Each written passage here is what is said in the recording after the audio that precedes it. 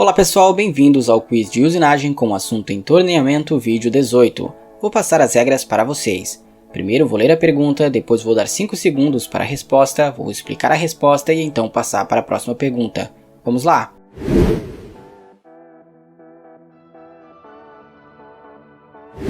Pergunta número 1. O que significam as últimas duas letras da chave da barra de torneamento?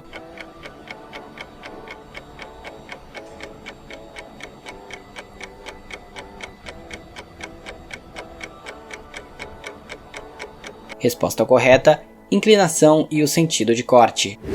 A sexta letra representa a inclinação do inserto em relação ao eixo horizontal da peça. Está intimamente ligado ao ângulo de ataque. A última letra representa o sentido de corte, e diferente do suporte, não há barra com sentido de corte neutro. Essas são as últimas letras que aparecem na chave.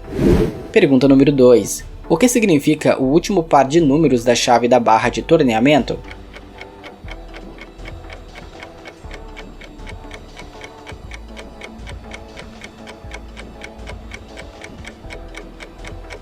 Resposta correta, o comprimento da aresta de corte.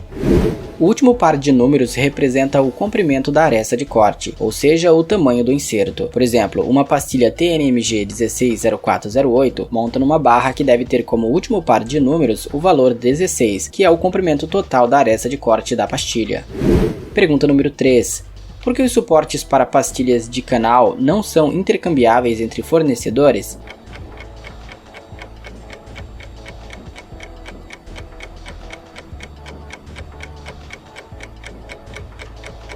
Resposta correta, porque não há uma direção da norma ISO. Cada fornecedor tem um tipo de fixação e pastilha para suas ferramentas de canal. Não há uma direção obrigatória ISO, mas no geral, um suporte para canal tem a seguinte estrutura: um suporte de torneamento com a entrada adaptada para uma pastilha para canal. A fixação em geral é por um parafuso. Pergunta número 4. Quais são os 4 tipos de fixação usadas no suporte de torneamento?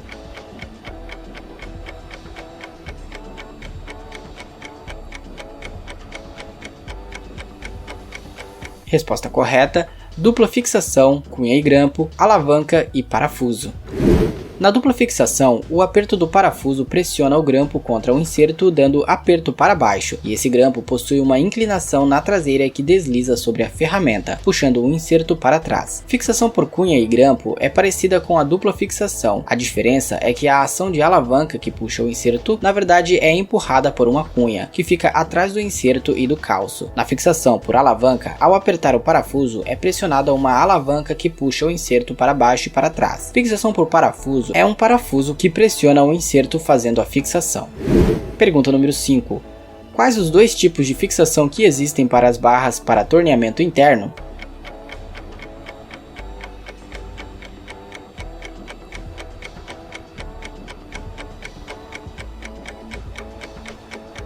Resposta correta, parafuso e alavanca.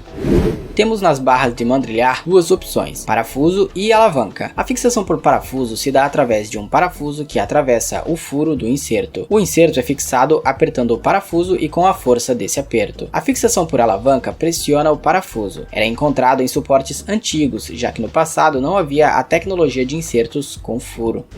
Pergunta número 6. Quais os dois eixos que definem o tipo de pastilha de torneamento a escolher?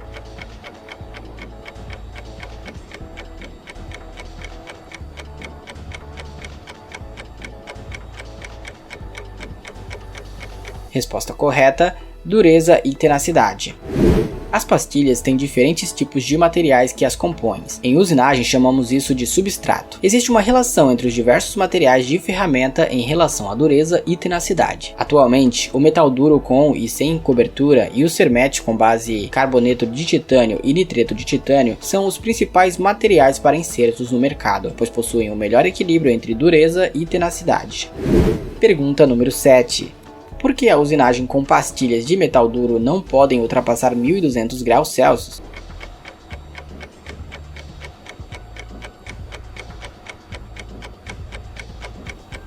Resposta correta, porque o processo de fabricação chega a 1400 graus.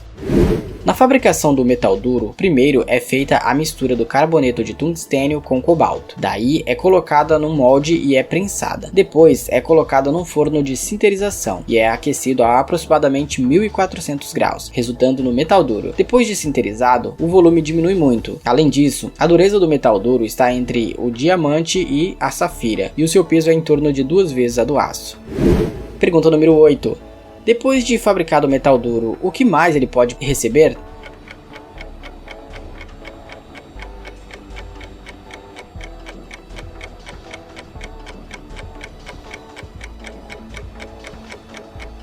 Resposta correta: uma cobertura ou não.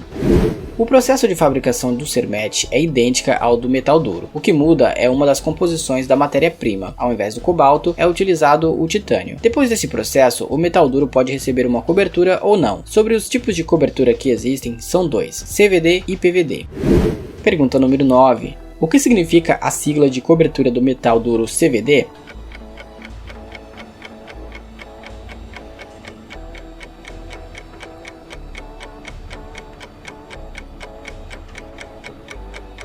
Resposta correta: deposição química de vapor.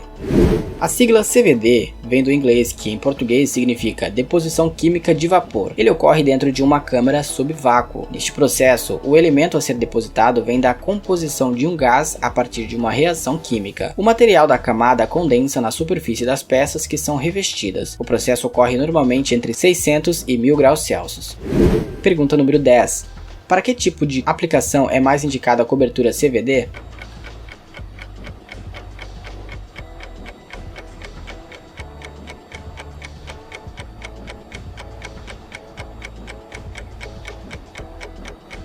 Resposta correta: desbaste.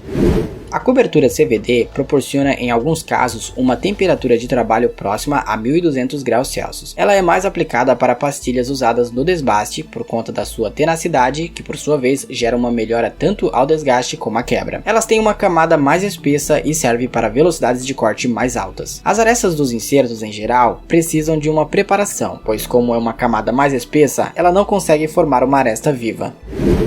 Este foi o vídeo de hoje, obrigado por assistir até aqui, não se esqueça de curtir, compartilhar, de comentar e também de se inscrever no canal. Eu sou Jonathan Venâncio e você assistiu a mais um vídeo no canal O Mundo de Ferro.